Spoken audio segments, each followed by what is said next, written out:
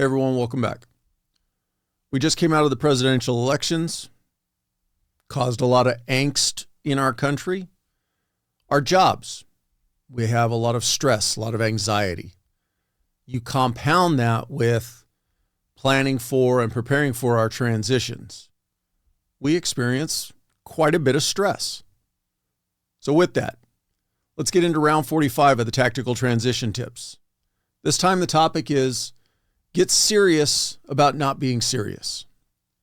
For the close range group, those of you who are right in the middle of your transition, maybe you're looking at your transition in a year from now, be playful with your networking.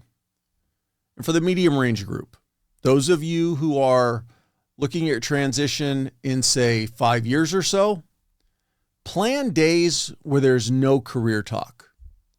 For the long range group, those of you who are just starting your careers, you've got at least a decade or more ahead of you. Create a bucket list of fun experiences.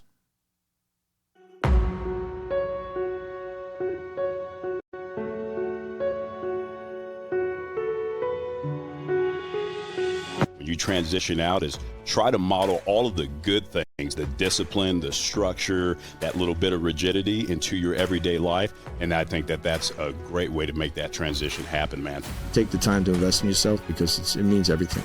You know? That's what the difference is. The difference is not just to collect a check. It's to live 25 years, 30, 40 years after you retire and pay it forward that way. Close range group, you need to be playful in your networking, in your moving forward with your transition. There's enough stress in your life. Anything that you can do to try to bring that down a little bit is going to benefit you. It's going to help you not get burned out, not to get overwhelmed. You need to strive to try to make things as fun as they can. Almost, I would say, try to laugh at yourself sometimes when you see that stress level just kind of getting to its maximum point. How this carries over to your networking is, I don't mean to be playful in the sense of not taking it seriously. Yes, for sure, it's important, but don't overstress it or don't make it so serious that it's almost rigid. Remember that each of us, we are naturally drawn to people that we instinctually like, that we can talk to very easily. Think about anybody who's come into your life, especially a new person. You were the new person on the team, or a new member of the team came onto your team, or any situation where it was a new encounter with somebody. And think about those people that were always very easy to talk to. Either they were very engaging with you and made you feel welcomed, or you had the ability just to immediately kind of connect with them on some level. That's what you're aiming for when you're networking. Make it fun. Make it just about conversations, not this feeling that I need to get something out of it, because that's going to come across. If you can just make your conversations engaging, funny, lighthearted, people will remember you, but also it won't be as obvious as if you're purposefully trying to engage with somebody or start up conversations just simply because you need something. Oftentimes what we end up doing is when we have an ulterior motive, we might do a little bit of, I'll call it foreplay, a little bit of banter, but then it quickly dries up and we get to what we need. Make your goal of creating genuine communications or genuine connections with people, because those genuine connections are going to be what lead to opportunities for you. Like I said before, you want to be professional at all times. You don't want to be that person who kind of comes off where you're trying to be so friendly and engaging that you almost come off as cocky or, trying too hard. Again, we've all had those conversations with people that it's just a struggle because they're really trying to, the example that I'm thinking in my head is we've all met those people who overly rely on telling stories of things they've done, or they feel like they got to use every F word or something because they think it makes them look cool. And it just kind of comes off as off-putting. So most importantly, read the room, read the people that you're having communications with, and make sure that they're coming back at you. You're going to find that if you're off-putting in your conversations, if you're too rigid, if you're not lighthearted enough, they're not going to be receptive to you, and you're going to almost shut them down. So really use their responses back to you, their attitudes back to you as an indicator of how you're progressing with your conversation. I would say that you want to make it a game or a challenge for yourself, not especially. If you're going in to meet somebody new, yes, it's very important, but you can even use this challenge for people that you've already established a relationship with. But make it a challenge in your next conversation to find out something new about them. If you already know them, find out something more in depth about their life, their family, whatever it is. Try to find something, if it's a new connection, that you can engage with that is completely unrelated to work, whether it be sports, whether it be camping, whether it be surfing.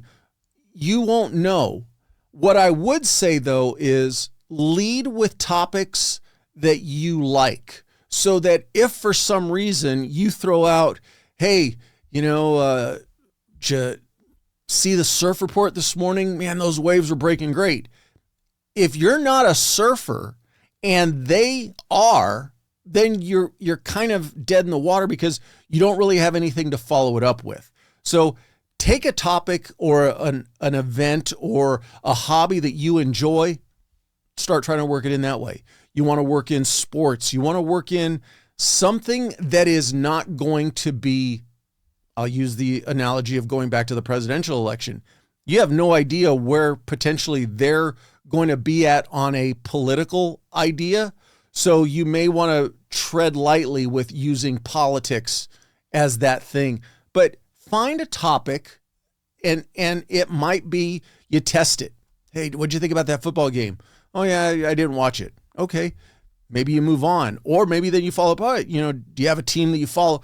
What I'm getting at is you need to base their responses on what your follow-up questions are going to be. If they flat out go, hey, I don't watch football, okay, I need to move on to something else. But make it a challenge to try to learn something about them or get them engaged in a conversation that's completely unrelated to work. When you're talking to people, be curious, be genuine in your interest of them. Really kind of take it. It's almost kind of like being on a date. And your goal should be to make them feel like they're, I don't want to say the most important, but the very important part of the conversation. Don't make it about you. Really try to, in a weird way, kind of stroke their ego and make the conversation around them, but make them feel like you're genuinely interested. Don't ask the single question, and then when they answer it, be like, okay, now where do we go? You've got to have in your mind a pattern that you're going to follow up with whatever their response is. Unless, like I said, they flat out tell you, if you say, hey, my family and I just went camping this weekend. Do you camp with your family? Oh, no, we don't camp. Well, there's no point in following up with that topic. But if they go, oh, yeah, we camp. Oh, what style of camping do you do? Do you trailer? Do you tent? Where do you like to camp? There's so many ideas if you just get that door cracked. But again, you got to be able to have a topic that you could carry on a conversation with. What you have to think about, though, in all of this process for you right now, where you're thinking about finding that next career, that next job, is people remember other people based on how we make them feel. So when you're interacting with people, when you're networking, when you're making phone calls, when you're shaking hands, whatever it is, you need to be genuine and you need to make them feel that they like you. And those feelings, when they go away, in the sense of they leave the situation, they end the phone call, they leave the event that you're at, whatever it is, it's those feelings and how they felt talking to you or to somebody else is what they'll remember. Did you make them laugh? Did you make them smile? Did you make them feel comfortable talking to you? Because that's what they're going to remember. And then when it comes time that either you reach out and be like, hey, I'm applying with your company. Is there anything you could help me with? Could I get your recommendation? They're going to remember who you are. Or even better, they're going to get back to their office or they're going to get on with their day and something is going to come up. Maybe a job opens. Maybe somebody else that they're having a conversation with says, hey, I'm looking for somebody. And, I remember this person because of how you made them feel. So engage with genuine and sincerity. Be curious in the conversations, but be playful with it. Be lighthearted and just try to have some fun. You ever feel like your body just isn't keeping up the way it used to? We all know that life doesn't slow down, and sometimes the grind shows up in ways that we might not expect. Lower energy, focus that's a little off, maybe even motivation that isn't quite there.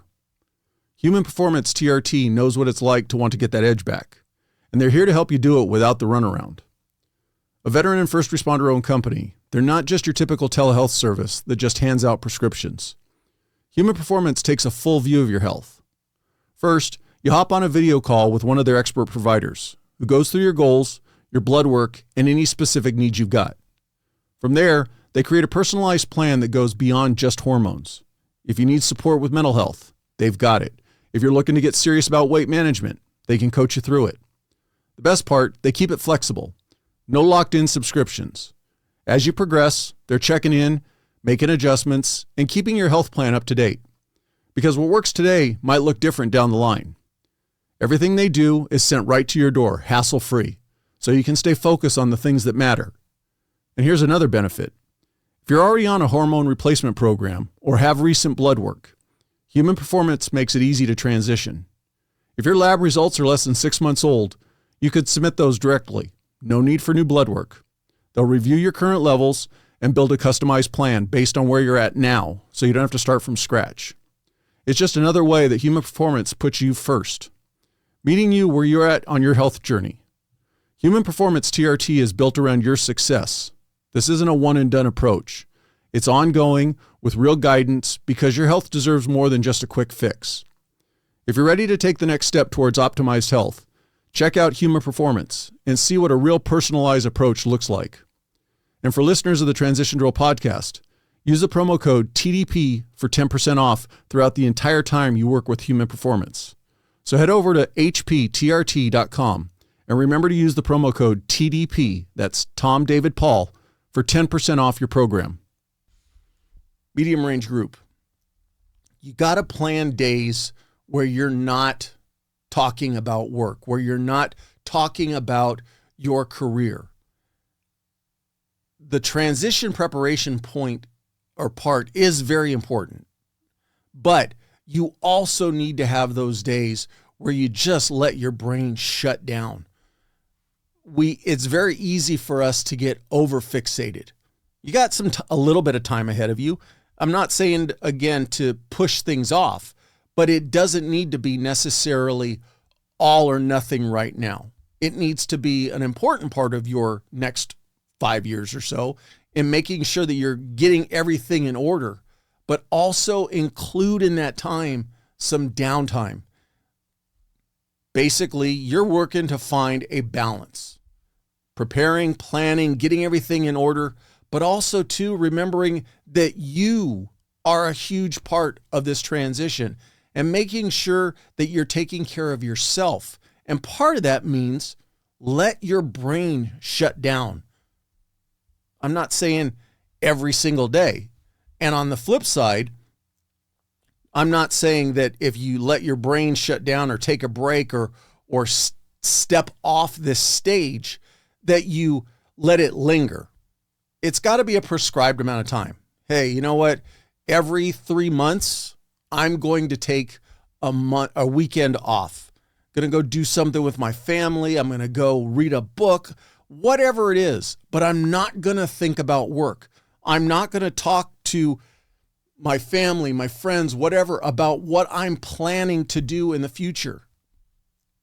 You are going to be fully present in that moment, whether it's, like I said, whether it's with your family, whether it's you're doing a hobby that you enjoy doing.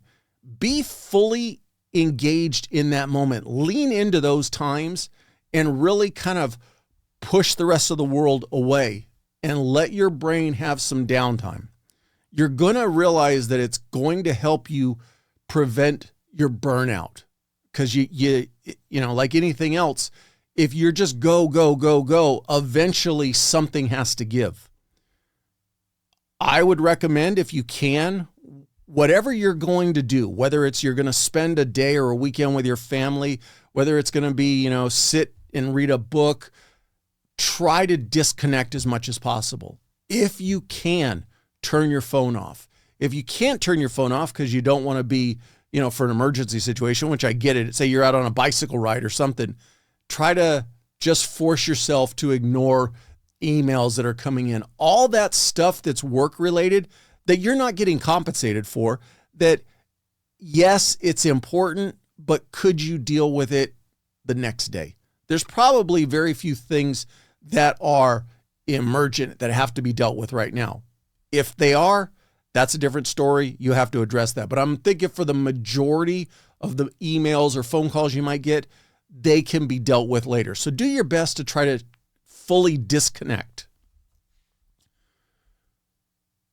When you allow yourself to reset, it may not be apparent right away, but what you're going to find is that downtime for your brain and for your body is actually going to allow you to come back more, or at least better than you were before. It's almost kind of like a recharge point. It may not be obvious, but I guarantee you, if you don't allow yourself these little breaks, you're going to burn yourself out. So don't fight it. Don't think like, oh, it's not important, I can just keep going.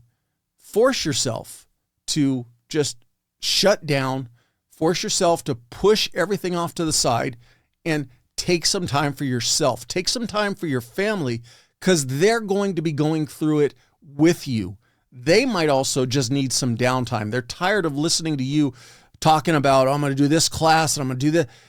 They also need a break too. So give yourself that downtime. Make it a habit that you're going to do this on a regular basis. If you have to put it on a calendar, put it on a calendar.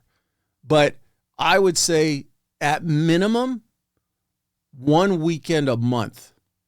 If you need more, great. If as you're getting closer to your transition, maybe there are a few things that are speeding up, maybe once every other month, you know, just because there is a lot going on. But don't think that, oh, I've got 5 years ahead of me, so I'll just worry about it later on.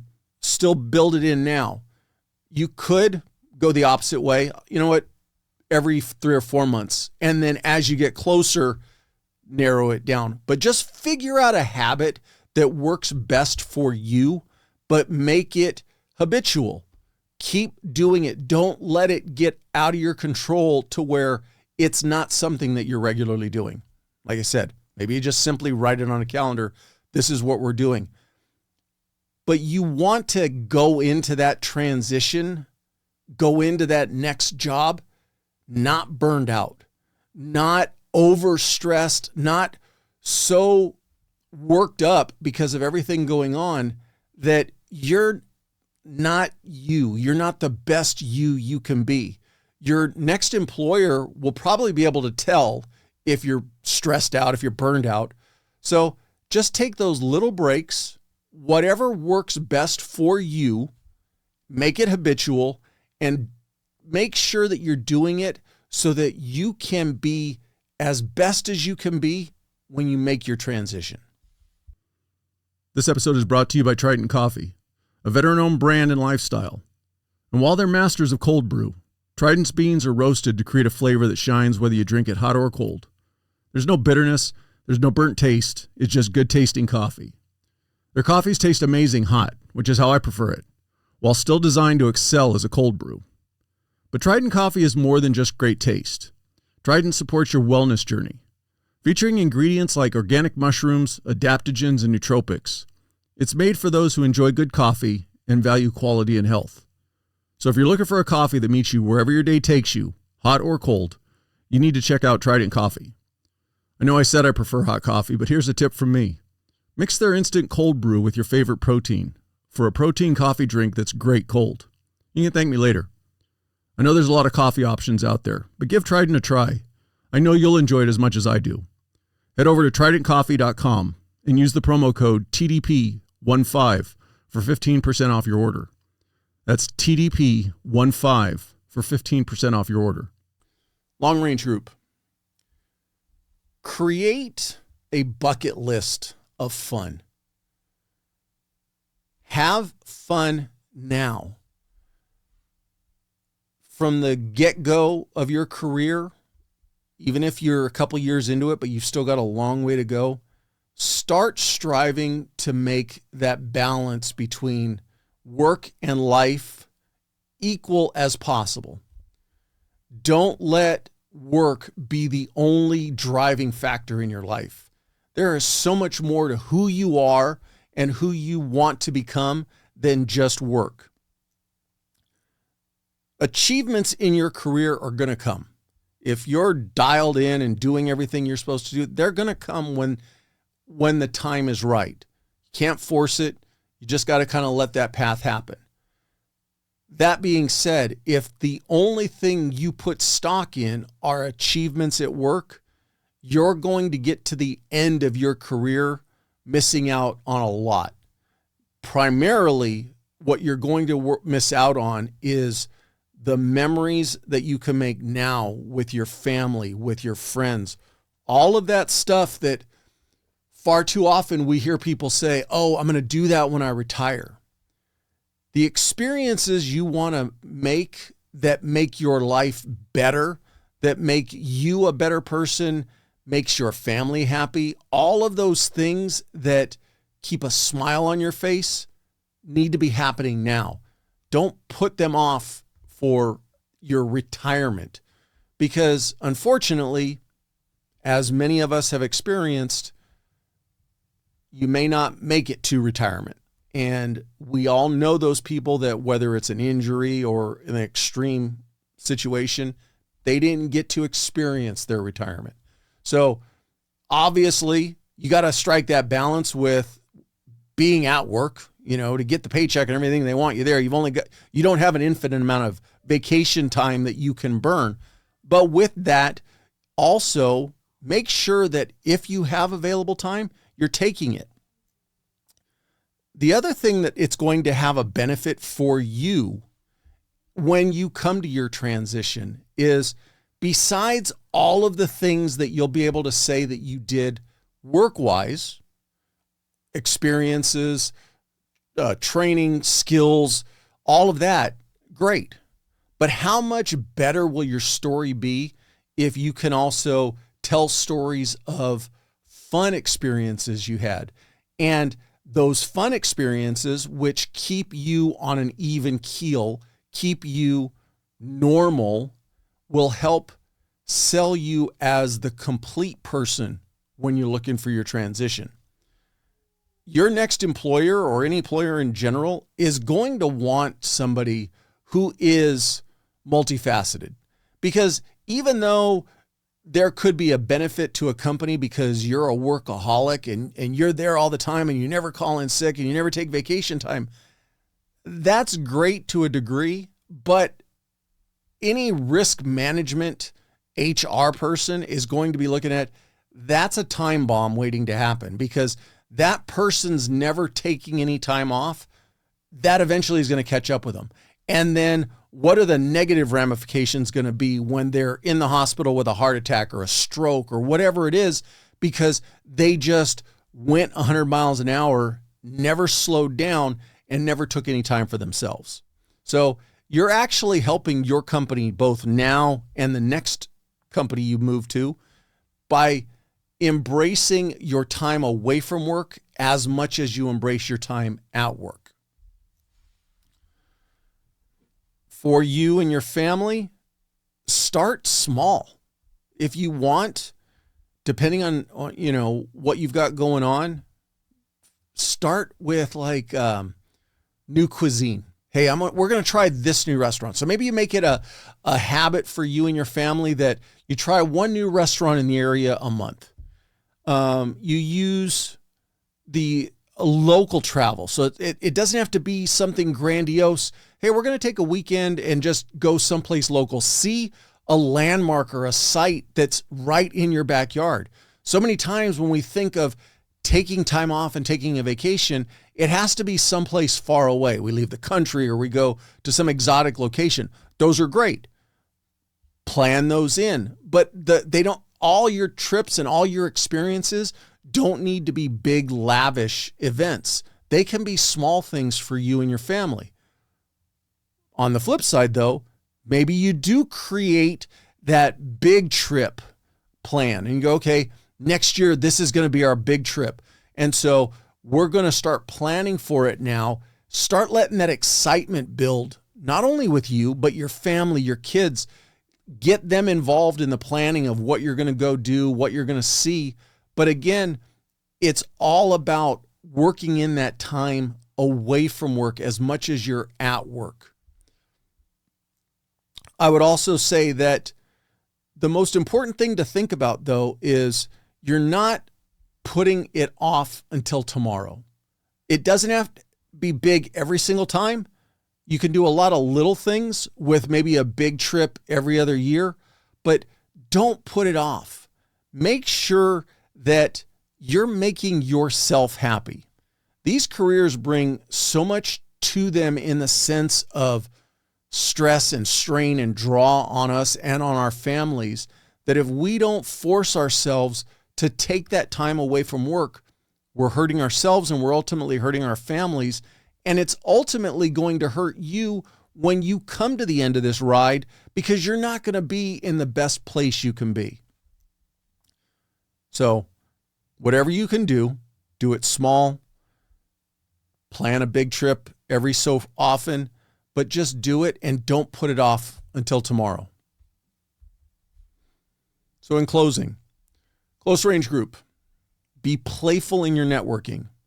People like to talk, but they like to talk to people that make them feel happy. Be that person that they like to talk to, because that's who they're going to remember. Medium range. Plan days where there's no career talk. Let off the gas a little bit every so often. You don't have to hit the brakes. Just let off the gas, let yourself reset, and then get back at it. And for the long range group, you need to create a bucket list of fun experiences. The old adage, all work and no play makes, I think it's Jack a dull boy, something like that. What I'm saying is, you can be about the job, you can be committed to the job, but you can also be committed to you and your family at the same time. As always, thank you again for listening or watching. Please help me grow the podcast by sharing it with anybody that you think would get some benefit from this. And until the next one, there's enough seriousness in our life. It's okay to be not so serious all the time.